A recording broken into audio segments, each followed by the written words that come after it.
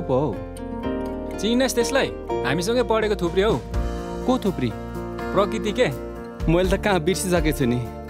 20 वर्ष भइसक्यो, कहाँ सम्झना रहन्छ र? मैले पनि तँलाई बिर्सिसकेछु। अब यतै बसेको भए पो आफन्त जस्तो हुन्थ्यो काकी। कसैले पाल्नै मानेन। अब कति दिन बस्छस् त? 3-4 दिनमा फर्किन्छु होला। काकाले अंश लिन आइज भन्नुभयो, त्यही भएर आएको काकी। जाने जोबन अरे बगी जाने खोला किनारा भई पर्खिन्छु है तिम्रै लागि हेर किनारा भई पर्खिन्छु है तिम्रै लागि हेर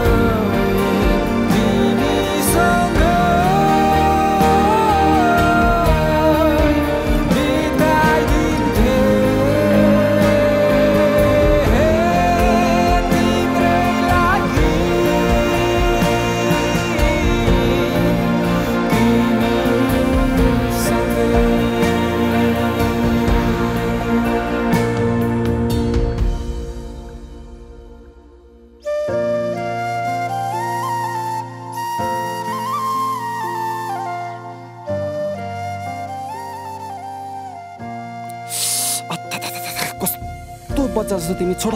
अनि पछि त हो नि। हुन्छ बच्चा, बुढी भइसक्यो, किन बिहे नगरेको तिमीले? कहिले गरौँ भनेनौ? मजाक नगर है।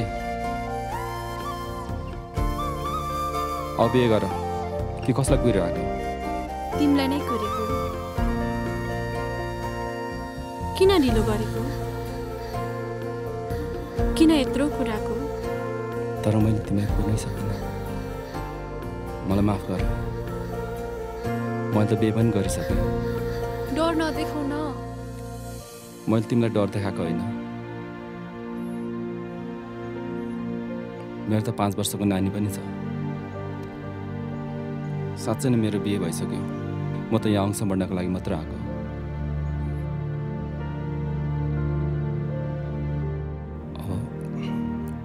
तिमी पनि बिहे गर।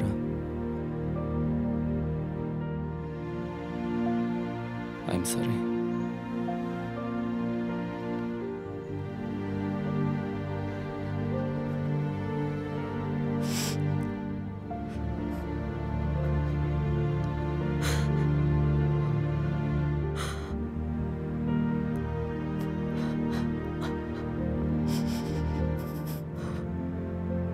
मलाई किन केही भनेनौ?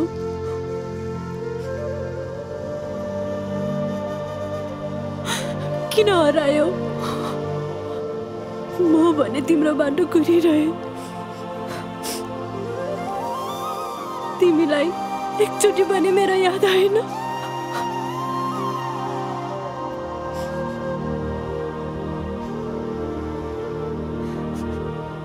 किन यस्तो गर्यौ? मलाई लागेको थियो बच्चाको कुरा बिर्स्यो होला भनेर। कसैले यति ठुलो त्याग गर्छ भन्ने मैले सोच्नै सकिनँ। तिमी आउने कुरा थाहा पाएर म कति खुसी बाटे। तर तिमी त झन् मेरो पीडा थप्न आएको रहेछौ। बरु नआएको भए तिमी आउने आसमा यो जीवन त कट्थ्यो। अब म कसरी बाँचु?